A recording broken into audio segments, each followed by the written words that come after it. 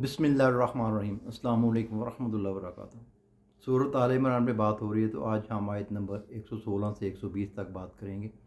और अल्लाह ताला की ज़ात फरमा रही है, वो लोग जिन्होंने कुफ्र अपना लिया है, उनका माल, उनकी दौलत, उनकी औलाद कुछ भी उनके काम नहीं आएगा। वो कुफ्र में पड़े हुए हैं और उनको सख्त अज़ाब दिया जाएगा। वो दोज़खी लोग हैं और हमेशा उसमें रहेंगे। कुछ लोग दुनियावी ज़िंदगी में ख़र्च करते हैं। उनकी मिसाल ऐसी खेती की है कि वो जब सख्त सर्दी पड़े तो उनकी वो खेती तबाह बर्बाद हो जाए। ये वो लोग हैं जिन्होंने अपनी जानों पे ख़ुद जुल्म किया, हालांकि अल्लाह ने इन पर जुल्म नहीं किया, इसके ये ख़ुद ही ज़िम्मेदार हैं। इस आयत में ये वजाहत फरमाई गई है कि कुछ लोग ऐसे भी हैं जो काफ़र हैं, ईमान नहीं रखते, लेकिन वो अल्लाह की राह में अपनी तरफ से बहुत ज़्यादा खर्च करते हैं।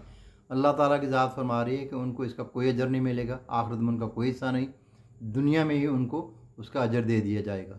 ए ईमान वालों, अपने से बाहर को किसी का राजदार ना बनाओ, वो तुम्हारे बदख्वाह हैं, तुम्हारे खैर ख्वाह नहीं हैं। इनकी दिली ख्वाहिश है कि तुम तकलीफ़ में मुब्तला रहो और वो तुम्हें तकलीफ़ पहुँचाने के दर पे हैं। वो अपने कुछ तो ऐसे हैं जिनके मुंह से वो ज़ाहिर हो रहा है कि वो आपके दुश्मन हैं, और कुछ ऐसे हैं जिन्होंने अपने सीनों में ये बात दबाई हुई है, वो ज़ाहिर नहीं कर। हमने पते की बातें तुम्हें बता दी हैं, बशर्ते कि तुम उस पर अमल करो। इस आयत का शान नुज़ूल ये है कि मदीना मुनव्वरा में इस्लाम से पहले दो कबीले औस और खजरज रहते थे, जो कि इस्लाम नहीं लाए थे। वो यहूद के साथ बड़ी उनकी दोस्ती थी, उनके बड़े अच्छे तल्लुकात थे।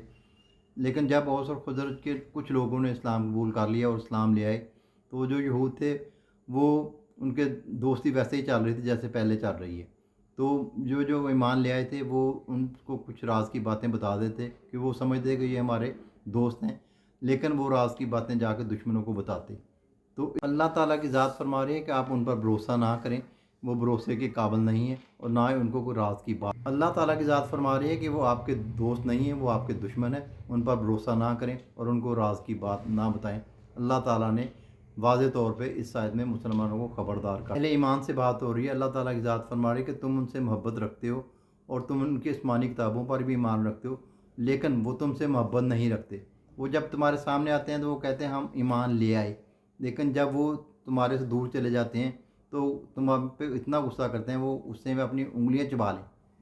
वो आपके दुश्मन है, आपके दोस्त नहीं है। इसे कह दो कि अपने गुस्से में खुद जा मरो। अल्लाह तो तुम्हारे दिलों में छुपी हुई बातों को भी खूब अच्छी तरह जानता है। अगर तुमको कोई भलाई मिले या तुम्हारा फ़ायदा हो तो वो गुस्से से मर जाते हैं, उनको बहुत तकलीफ़ होती है।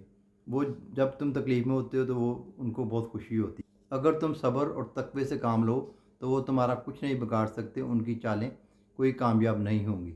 वो जो कुछ कर रहे हैं सारा कुछ अल्लाह के इल्म में है। अल्लाह ताला हमें दीन सीखने की तौफ़ीक अता फ़रमाए। अगर इसमें कोई गलती कोताही तो अल्लाह हमें माफ़ फ़रमाए। आमीन या रब्बुल आलमीन।